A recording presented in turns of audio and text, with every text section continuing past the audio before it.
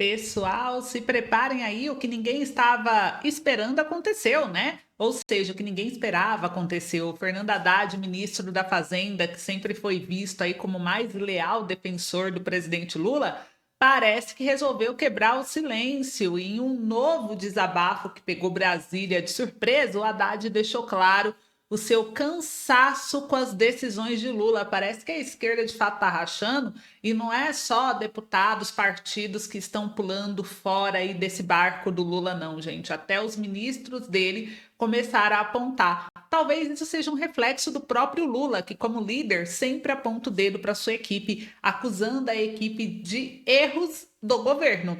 E apontando essa falta de alinhamento e as frustrações internas, essa reviravolta pode significar aí um abalo profundo na relação entre o ministro e o Lula, deixando uma base aliada em alerta máxima. Também eu vou dar todos os detalhes desse episódio que pode aí trazer um colapso no atual governo. Enquanto isso, do outro lado do Atlântico, né, vamos falar do Donald Trump, que volta a surpreender o mundo, e o recém-eleito presidente norte-americano trouxe mais uma bomba recente, inflamando o cenário político global e deixando aliados e opositores em estado de choque. Eu vou trazer o que o Trump decidiu virar o jogo dessa vez e o que ele trouxe, tá? Não fica de fora dessas discussões, deixa seu like, compartilha o vídeo. Obrigada por estar aqui junto conosco. Bora lá para as notícias, né? Eu começo aqui com a primeira, eu vou até compartilhar minha tela com vocês, que é justamente sobre a fala do Trump, que ele falou novamente em tomar o Canadá, a Groenlândia, o Canal do Panamá e rebatizar o Golfo do México para Golfo dos Estados Unidos. E isso gerou uma repercussão grande aí, não só nos Estados Unidos e nos países envolvidos, mas no mundo inteiro. Eu vou compartilhar minha tela aqui com vocês e eu quero que vocês vejam junto comigo. Olha só o que aconteceu, gente. Deixa eu mostrar aqui para vocês. Peraí, olha só o que aconteceu, né? Peraí que esse G1 aqui é horrível, esses anúncios dele, gente. Peraí. Olha só, aqui mostra: Trump ameaça anexar Canadá e tomar Groenlândia e Canal do Panamá. O que está por trás disso? Então, em uma entrevista coletiva, o presidente eleito dos Estados Unidos disse que vai usar força econômica para atingir objetivos. O republicano também afirmou que vai rebatizar o Golfo do México. E aqui mostra, né, que as declarações foram feitas em um resort de Trump nessa terça-feira, dia 7 de janeiro. Ele afirmou que pretende usar força econômica para atingir o seu objetivo, inclusive citou aqui aplicação de sanções e aumento de tarifa, gente. E atualmente as áreas que Trump deseja impor controle americano são administradas aqui pelo Canal do Panamá, Groenlândia, Canadá, Golfo do México. No caso do Panamá e da Groenlândia, Trump afirmou que não descarta o uso da força militar, inclusive para controlar as duas regiões. O presidente eleito justificou que ambas são importantes para a economia e a segurança dos Estados Unidos. Já sobre o Canadá, Trump disse que os Estados Unidos gastam muito para proteger o país vizinho. Ele defendeu que uma espécie de fusão seria mais simples e ameaçou aplicar tarifas sobre produtos canadenses. Em relação ao Golfo do México, o republicano declarou que vai mudar o nome da região para Golfo da América. Ele não deixou claro qual seria o objetivo da medida, mas afirmou que os Estados Unidos fazem a maior parte do trabalho na região e, portanto, a área deveria pertencer ao país. E após a coletiva, afirmou aqui, né, a associação afirmou que o Trump tem passado mais tempo se preocupando com uma agenda imperialista do que com os problemas internos dos Estados Unidos desde que foi eleito. Já que a Reuters afirmou que o ideal América em primeiro, defendido pelo presidente, é expansionista. Então a gente vai acompanhar, isso gerou aí uma grande repercussão, né, gente? E eu quero saber a sua opinião sobre esse assunto. Enquanto isso, olha só o que está acontecendo, né? Vou compartilhar aqui com vocês no Instagram mais uma situação também que mostra o Trump, um post que ele fez, olha só, Canadá. E ele fez esse post, e aí algumas pessoas falaram: anexe o Brasil, por favor, um presidente de verdade, assim que o Brasil precisa. Então, várias pessoas comentaram: eu moro em Toronto, seria legal me aposentar na Flórida.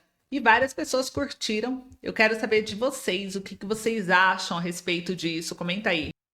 Enquanto isso, gente, olha só, entrega de obras, cerimônia com autoridades. Hoje está marcado um evento de Lula dos atos do dia 8 de janeiro. O evento marca 2 anos dos ataques aos prédios dos três poderes, vai contar com a presença dos comandantes das Forças Armadas. O Lula convidou para essa quarta um evento para lembrar os 2 anos de ataque do 8 de janeiro em Brasília. E aqui, gente, ele colocou, né, que o evento teve início às 9h30 dessa manhã. Ele será dividido em etapas e acaba após o meio-dia. Então, aqui, não podemos nos esquecer que o governo está fazendo uma cerimônia falando de democracia, mas não dá para falar de democracia quando o próprio presidente da República apoia a candidatura, a eleição do Maduro, né? Apoia Maduro como presidente, já que vão mandar aí representante, já que tem representante do Brasil lá para comemorar a posse de Maduro. Então não dá para ele continuar com essa historinha, com esse joguinho, achando que a gente vai acreditar, né, nesse papinho furado de democracia que ele inventa. E aqui agora eu quero trazer para vocês sobre o opositor de Maduro, que diz que genro foi sequestrado na Venezuela. Já que estamos falando de democracia, né? Vamos trazer aqui o que está acontecendo com essa democracia que o Lula apoia. O opositor de Maduro está aqui no jornal 360, Poder 360 divulgou. O opositor de Maduro diz que genro foi sequestrado na Venezuela. Edmundo Gonzalez diz que o parente levava os 2 filhos a uma escola em Caracas quando foi interceptado por homens encapuzados. Então, o candidato da oposição da Venezuela, Edmundo Gonzalez, ele denunciou que seu genro Rafael foi sequestrado em Caracas, capital venezuelana. Ele afirmou numa publicação no X que ele foi capturado por indivíduos encapuzados e vestidos de preto enquanto levava seus filhos à escola, sendo forçado a entrar em uma van dourada. Até o momento, Gonzalez não informou o paradeiro dele, que segue desaparecido, e o governo venezuelano também não se pronunciou sobre o fato. A coalizão de oposição disse em um post X que se trata de um desaparecimento forçado por razões políticas. Exigimos a libertação imediata do Rafael e de todos os presos políticos que são reféns de um regime que sabe que é rejeitado pela grande maioria dos venezuelanos que falaram com a força do voto. Então, vamos ver o que vai dar, gente, mas vocês viram aí que o clima está esquentando, né? E enquanto isso, olha só, aqui o clima esquenta também, né? Voltando aqui para o Brasil, Haddad, ministro de Lula, disse: nunca me senti desautorizado pelo presidente Lula. Vamos trazer aqui alguns pontos a respeito em relação ao futuro. O ministro Fernando Haddad, ele foi enfático ao responder na entrevista na Globo News sobre sua permanência no cargo. Questionado sobre a possibilidade de deixar a Fazenda antes do final do primeiro mandato do governo do Lula, ele disse que pretende ficar até 2026, mas isso não é da alçada dele. Para Haddad, a decisão não depende apenas dele, mas afirmou que a relação com o presidente é tão tranquila que, caso em algum momento o presidente optasse por outro caminho, ele aceitaria de boa vontade, sem ressentimentos. Então, nunca me senti desautorizado pelo presidente Lula. O ministro também fez questão de ressaltar que, no início de sua trajetória no governo, nunca se apegou rigidamente a um plano. Segundo Haddad, em 2022, ele compartilhou uma visão com o presidente, mas sempre com a liberdade de ajustar o rumo conforme necessário. Só que aí que tá, né, gente? Olha só. Ele trouxe aqui uma situação que pegou todo mundo meio de surpresa. O jornal trouxe a matéria, mas em outros jornais a gente viu aqui que, em meio à crise da alta do dólar, o Lula cancelou as férias do Haddad.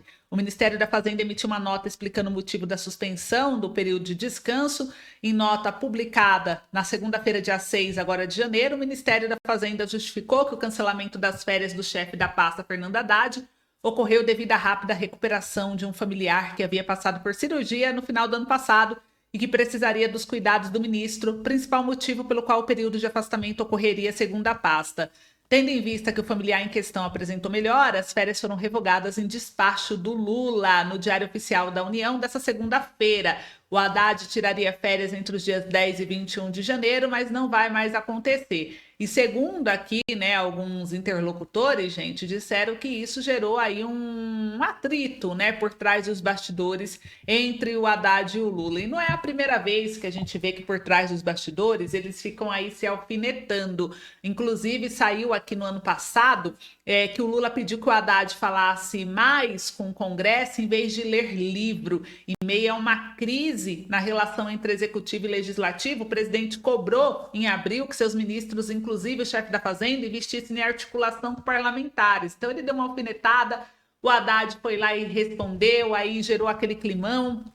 Agora, com a redução do corte de gastos, né, que gerou toda uma polêmica, também teve um desgaste muito grande. Então, parece que estamos prestes a ver aí, gente, uma rachadura na esquerda e não é esse mar de flores aí que eles parecem, quando vão fazer entrevista e dar a coletiva, que eles parecem falar não, né? Tanto que vocês viram aí que o Haddad mesmo elogiando, falando que não tem problemas com Lula, ele diz que se o Lula mudar de plano, ele aceita de boa, como se já tivesse aí algo por trás. Eu quero saber sua opinião sobre isso. Esse é o boletim de hoje, ficaremos atentos, pois nem tudo a mídia mostra de forma clara, mas a gente vai pegando esses detalhes que vem mostrando aí que há sim um desgaste e um problema dentro do governo. Então é isso, obrigada, um beijo, se cuidem, até o próximo boletim.